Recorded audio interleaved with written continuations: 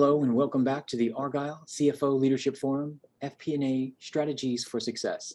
My name is Michael with Argyle. A couple of notes before I turn things over to our speakers. First, a quick reminder to stop by our sponsors' virtual booths at any time during today's event for the following week. Our partners are committed to providing you with valuable content and a great overall experience. At any time during today's event, you can visit their virtual booths from the main agenda page, which include complimentary materials, information, and meet and greet opportunities. Now, to ask questions throughout the session, simply type into the Q&A chat, and we will address your questions at the end of the session. And now, without further delay, I'd like to introduce our speakers. Rahman Rashid, Senior Director, Strategic Planning Finance with Workday, and Rex Blodgett, Director, People Analytics, P&T, also with Workday. We're excited to have Rahman and Rex for their thought leadership presentation titled Clear Skies Ahead, Winning the Data War on Talent. Rahman, Rex, thank you so much for being here today. Welcome, and over to you. Thank you. So hello, everyone. Welcome to our presentation. Again, my name is Rahman Rashid, Senior Director with Workday. I work in the Strategic Planning Finance team, and so my group is responsible for all the long-range financial planning at Workday. Prior to Workday, I was at Visa, where I managed all headcount and marketing expenses for the North America region. And I've also worked in a variety of different finance business partner roles prior to that. Rex? Cool. Yeah. Hey, everybody. Rex Blodgett. I lead our People Analytics, Products, and Technology team here at Workday. We're within HR, People Analytics team. Spent the last 2.5 years doing that. Prior to coming internal to the HR organization, I spent about 7 years in our services organization implementing customer solutions around reporting, analytics, across HR and financials. So some good examples, I think, and some good experiences with implementing, for customers of Workday as well as internal with Workday as a customer, essentially. So good to be here. Great. So we'll just jump right into our presentation. We're going to really cover 3 key topics today. So the first one is, really looking at the last 3 years and the challenging environment that we've had, particularly related to people, and how that has impacted both finance and HR organizations across different companies. We're going to look at 3 Workday use cases, and I'm also going to actually draw on some of my experiences at my prior role at Visa. So I've been at Workday, just some context, for about 7 months, and prior to that, I was at Visa for 4 years. So I think it's going to be a good discussion on drawing parallels between how the 2 organizations have operated pretty similarly when it comes to headcount management and forecasting. And then Rex is going to go into some of the technologies that we use and some of the ways that we use real-time data to really enable more accurate forecasting, and then we'll leave it open for some Q&A. So looking forward to the discussion. So what has been going on the last 3 years? For anybody that's been in finance and HR, we know that it's just been a roller coaster of emotions, and there's been a lot of external and internal challenges. We started in 2020 with kind of this environment of what do we do now? Let's kind of pause and recalibrate and figure things out until we get more clarity. Things recovered, and suddenly we saw this flux of people moving around, right? There was the Great Resignation, high inflation, which is really prompting people to want to make more money and get into competitive bidding wars with different companies. And so just a lot of movement across organizations and the workforce in general. And then there was a big focus on keeping the talent that you have, upskilling the talent that you have, promoting from within, making sure that you're recruiting the right talent from a diversity and inclusion standpoint. And these problems have really cut across both the finance and HR organizations. And what it's done is it's really prompted finance and HR to come together and collaborate on these problems together and really try to solve these problems. And we'll go into some specific examples of how we've partnered cross-functionally in our own organizations with HR to solve a lot of these problems. So as I mentioned, the last couple of years, it's been a period of ebbs and flows. 2020 was really about reacting but not overreacting, right? And so companies were mainly focused on controlling costs and trying to still serve their end customer.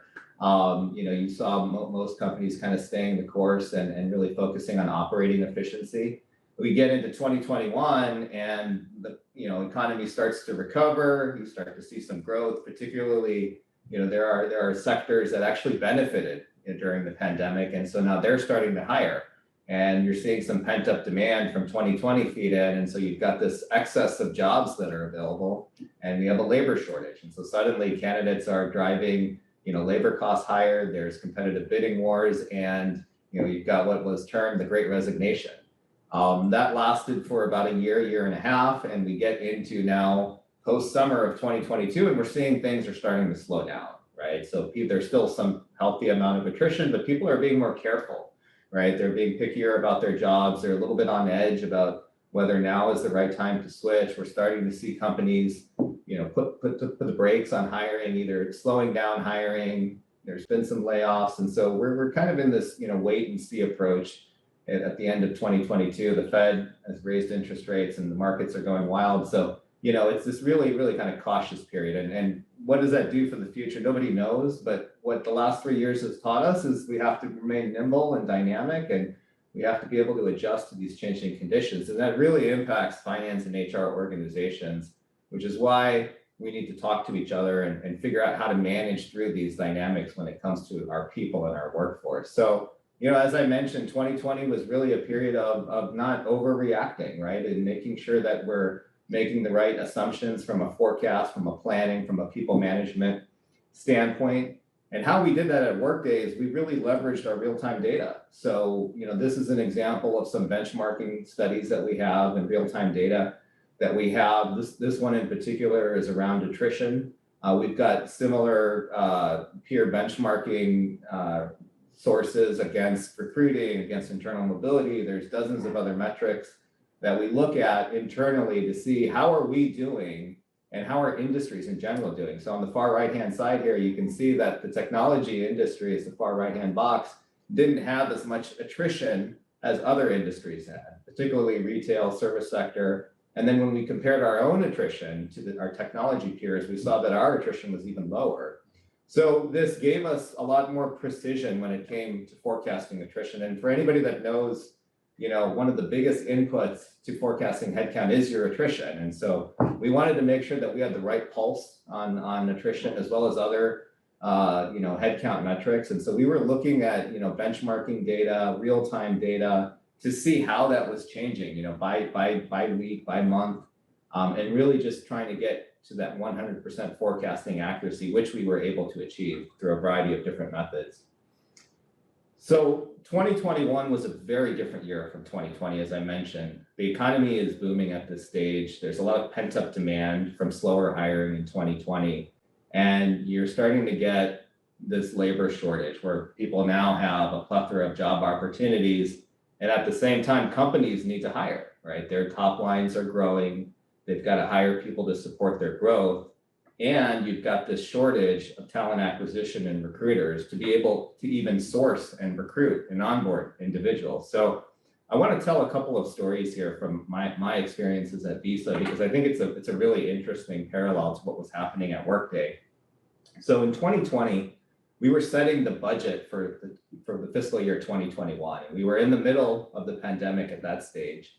And we made some very general assumptions about 2021 fiscal year plan. And so when we came to attrition, we just assumed that we were going to have attrition that was sort of in line with our historicals. And we actually assumed in some cases we would have lower attrition because we thought, who's going to leave their job in the middle of a pandemic? That was a wrong assumption. The second assumption that we made is that we would fill most of the roles that we had open because we've been historically able to do this. So we made an assumption that we would be able to, fill a majority of the racks, and we would have a healthy capacity of people in seat relative to our approved workforce plans. Well, come 2021, we are completely wrong. And so we got both the attrition wrong, and we got our ability to source and onboard talent wrong. And so what happens is we start coming in significantly under our budget. And for anybody in FP&A, you know that when you have a positive variance, that's not a good thing, right? Because now you could have used those dollars in your planning sessions to allocate towards top line growth and strategic initiatives that really drive growth in the organization. So we're getting scrutiny from executives, and I'm coming new into this role where I'm managing headcount and marketing for the organization. And I had to take a fresh approach to planning. So a couple of things happened. One, we migrated over to Workday's workforce planning platform. We had a huge HR transformation.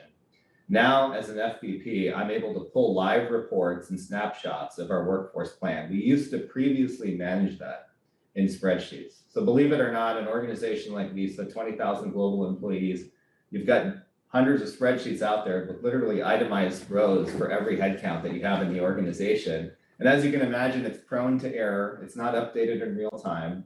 And so this was causing a lot of our forecasting misses. And so using Workday's workforce planning platform, I'm able to pull real reports that show me what is my approved plan, how many people do I have in seat, what are all the positions in flux, how many people have signed their offer letters or scheduled to start, and what are my true vacancies. And so I'm able to see this granularity of data that helps me forecast for the upcoming fiscal year with much more precision. At the same time, I had to start talking and collaborating with my HR partners. So I started setting up meetings with the head of talent acquisition to understand what are the bottlenecks within the recruiting network that we have. And what I uncovered was we needed to hire about 100 recruiters globally to keep up with the demand to fill our positions. And so then I started understanding how long is it going to take to hire these recruiters? And what does their ramp look like? How many months does it take before they're fully kind of ramped up and they can start closing out some of the requisitions that they have? And once they're fully ramped, how many requisitions can they close per month?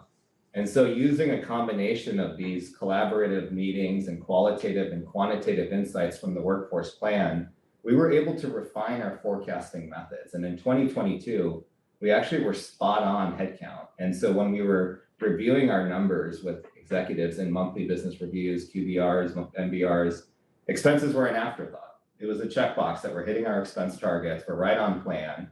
And the conversation would then focus to, okay, let's drive some top line growth and how do we focus on our strategic initiatives?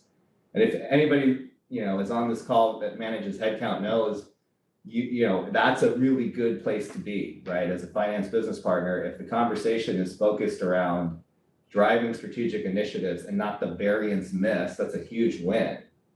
And so that was a really interesting experience, I think, at Visa. And that transformation, I think, really helped us moving to more real-time data and collaborating more closely with HR. And I think what was interesting is when I came to Workday, I found that they were actually doing the same thing, right? We were collaborating with our HR partners and we were pulling real-time data. Here's an example of where we're pulling metrics around our internal mobility. So an interesting fact about Workday, we promote about 30% of our employees from within. So that means 30% of all open positions are getting filled by internal individuals. Well, anybody who manages headcount knows that internal mobility, that's a great initiative, but it also doesn't help your vacancy problem.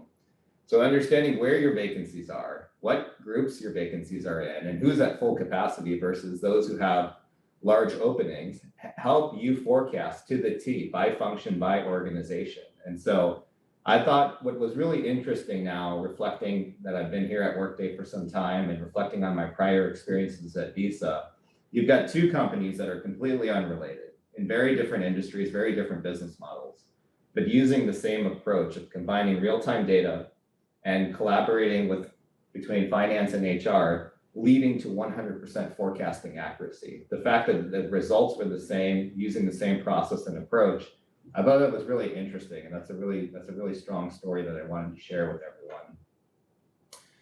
In terms of 2022, who knows what's going to happen? What we do know, it's going to be a crazy environment, right?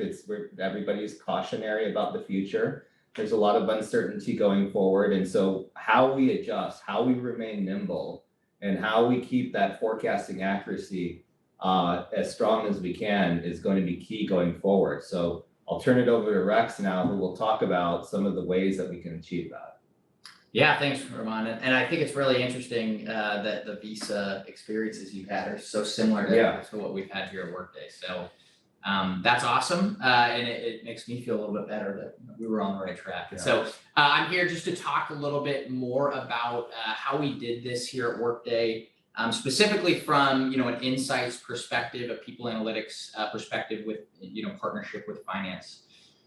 So specifically here, what we did is we're talking about predictive metrics, right? So, oftentimes when you're planning, you're thinking about what has already happened and then also what is in the system happening in the future. But what you're missing is this key piece of what do we think is going to happen?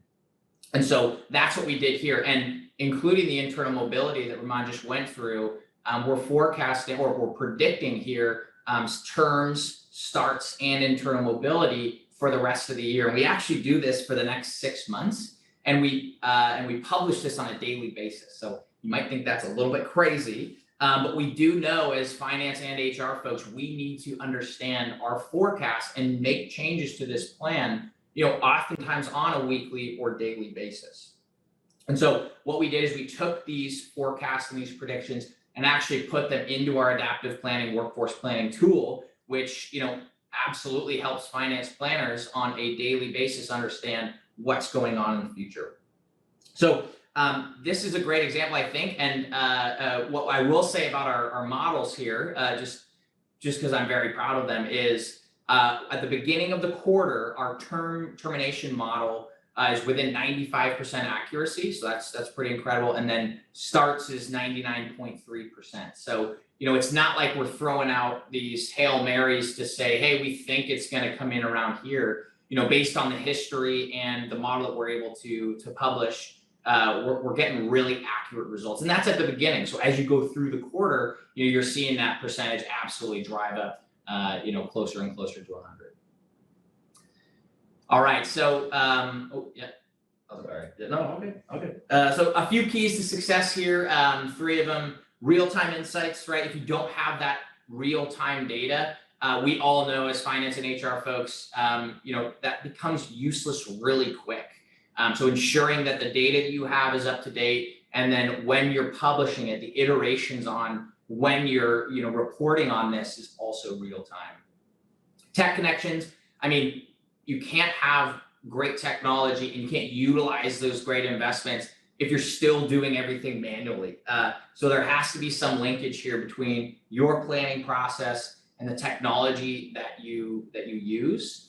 And then strong partnerships. So, Ramon talked about it a little bit, but great cross-functional partnership is really important. I'll talk a little bit more about it, but oftentimes it can feel like HR and finance are actually running 2 separate businesses, right? Which organization are we running, cost center or supervisory organization? What are the metrics that you're interested in, external attrition versus internal mobility, right? So you have to align these things to be a successful partnership between these 2, vastly different organizations.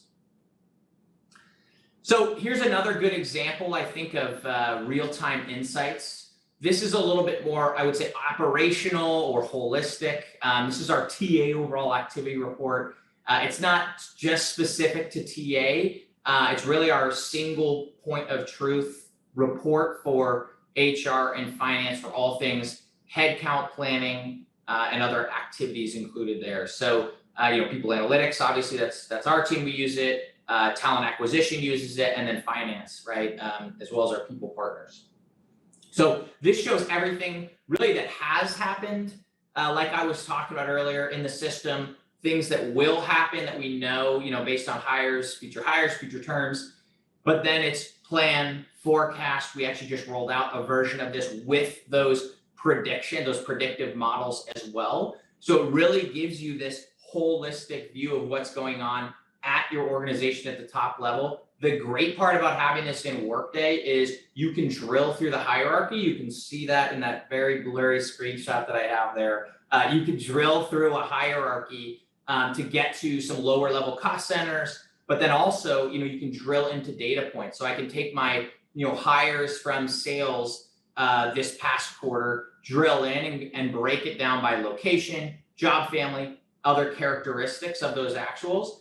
I can also drill all the way to the details. So if I want to get down to a cost center level, I get to the one hire that we made in Dublin, and I want to drill into the details there, you can do that. So it's super useful across a number of use cases, from top line insights and analytics to bottom level operations and details. Another example here is we basically, going back to that predictive model I was talking about, we utilized Prism Analytics, which is a Workday BI tool, as well as Adaptive, and we pushed this predictive model into Slack. So one of the things that we've really understood as a people analytics team, and I'm sure most people on this call will understand this, your analytics only do so much, right? You have to communicate them effectively. Without doing that, they're just going to fall upon deaf ears, right? And so oftentimes an analytic can be very simple and straightforward. In this case, there actually are some complex models going on in the background. But what we did is we pushed it into Slack, and all of our leaders, partners, finance folks have access to this Slack channel, or a version of this Slack channel, so they can go in here and say, on a daily basis, what is our new projected starts? What is our new projected terms? How is that going to affect our headcount? So awesome use of technology here. And I think we all know for our leaders that bringing insights to them is probably the most effective way, rather than having them go and fish for themselves. All right, so tech connections, real quick. Yeah, I mean, this is just an example of how we've taken those models I was just talking about and then pushing them into Adaptive. So we have these, these predictive models right available for the planners in the workforce planning tool. You essentially give these people a way to understand what's going on. They can say, hey, this is exactly what I was thinking is going to happen, or is exactly online, with what I have for my organization, or it's completely off track. And then I do have to make an adjustment to the way that I'm planning for an organization. So this sits right along with, the actual headcount plans and all of that information that planners use in the headcount planning tool there. And then finally, of course, strong partnerships. We actually met between finance and HR weekly, these two teams, for about 1.5 years. A lot of people might think that's insane, but we did it, and I think a lot of great work came out of it. I mean, as I alluded to earlier, often these orgs are operating in just very different manners, and so bringing them together, driving alignment across these two teams is super important. One of the examples here that this resulted in, kind of other than what all the stuff we've talked about, is a great cost center manager use case, where essentially from a people analytics side, we were able to uncover that there were some cost center manager mappings that were not updated. And so we worked with finance to basically assume new manager mappings for all of our cost centers. And a lot of times it wasn't like a major adjustment. It was just maybe a superior or a subordinate needed to take, actually was running this cost center. We just had to update it in the system. But we actually saw that 58% of our 425 cost centers got a new assignment in this update. So say what you will about the old process, right? This drove a much better representation of what leaders were managing cost centers, and gave a much better insight, based on being able to access this data that we've gone through for all these leaders as well. So it really drove alignment, and that came out of this strong partnership and those crazy weekly calls that we did for 18 months. So I think that's it from our side, Ramon and Michael. So open it up now for some questions. Thank you, Ramon and Rex. It's a great presentation. And as a reminder, audience members can still enter questions. And we're now going to review some of the ones that came through.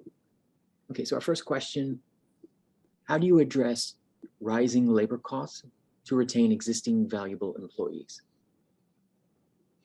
Yeah, it's been a real problem. And I think that's really where the partnership with HR comes into play. And so one thing, as a finance business partner that I've done is I've really closely collaborated with my HR business partner. And, we're very transparent with our candidates that, like, look, we, with our high potential, high performing talent, we want to do everything we can to match the offer and be as competitive as we can. And so we take a holistic approach, right, to evaluating each individual person. And if we feel like this is somebody who is a high contributor and, it's going to be difficult to lose them, then we look at, their compensation package that they're getting offered, and, we do our best to match it. And that's where the collaboration starts, right? We start interacting with compensation. We build a whole business case around, how do we match this person, and how do we, create the most competitive offer. And sometimes we don't come, to 100% of the external offer, but we have other benefits on the table that keep them here. And if they're vested in equity, there's a long-term incentive for them to stay. So we do our best to get as close as possible. In terms of how we manage it from a P&L standpoint, it certainly, has an impact on the P&L. And I think, there are some implications there, but you have to manage it through, your vacancies and attrition. I think we've been fortunate in some regards to have attrition work in our advantage, where, if we have vacancies and it takes longer to hire somebody, then that sort of helps offset some of the impacts there from the P&L standpoint. But it's hard. It's a tough problem. It's one we're grappling with every day. But really, having that close collaboration with your HR business partners and understanding what's a fair market rate, and, also understanding that the cost to lose someone is far greater than, the incremental cost to retain somebody, especially with strong expertise. So we do our best to try to retain our best employees within reason, of course. And, sometimes we're successful, and other times we're not. Excellent. Thank you for that. Okay, let's move on to question 3 here. We find it difficult to forecast resignations, terminations, as we are a small company, 42 employees, and live in a low population area. Do you have any suggestions for us? Yeah, that's a really good question. I think, we actually can struggle with that too, even as a company of 17,000 people. If you get down to a certain organization of a certain size, right, those predictive or forecasted models no longer really play a big part. I think my advice here would be, while 42 or, a few dozen people might not be the right population to start doing a predictive model, what you can get in place is you do kind of, you're starting to grow as a company, or have this growth mindset, to set some processes in place to have that for the future. Is 42 too small? Maybe, but if you set those processes in place to have a predictive model in the future, or at least have a tracking system that can say, hey, I have a termination that is in the system and I'm going to need to backfill them. Having that process available will get you on your way to start recruiting faster. And so maybe it is, maybe you don't think about it like a predictive model yet, as a small company, but you think about it as a proactive model. So something where you can flag what's going on, and then make the appropriate actions from there. You would hate to put in, some percentage that completely throws you off at that, small of a company. So I would say, instead of predictive, maybe kind of switch your thinking to proactive. Excellent. Thank you for that. So our next question in the last couple of minutes: have the more seasoned employees embraced the remote-only work trend? Seems that much executive level management is skeptical of these productivity of this new model. Do you have any thoughts on this? So seasoned employees embracing the remote-only versus executive level. Yeah, I mean, I think here, it's really across the board. We're seeing the embracing of this kind of flex work model. We have an interesting one here at Workday, and where we're asking employees to come back to the office at least for a portion of their week. We're a company that has phenomenal culture, and we've had that for years. And so I think we really want to emphasize that as we kind of move into this new way of working, which is some sort of flex work model. So I actually don't think that as I'm reading through the question, that the executives are skeptical of this flex work model at all. They're actually the ones embracing it, and so it's been cool to see, I think, and we'll see where this takes us from a company, but then also as an industry. So I appreciate all the questions. Thank you so much. we're about out of time now. Are we able to keep up with you through social media? Sure. Absolutely. Yeah, absolutely. LinkedIn, probably. Yeah. Excellent. Rex and Ramon, we appreciate you so much for being here today. That's all the time we have for this session. And also want to thank everyone for joining us today for this fantastic thought leadership. Now, this session, along with all of today's content, will be available on demand following the event. Thank you, everyone. Thank you. Thanks.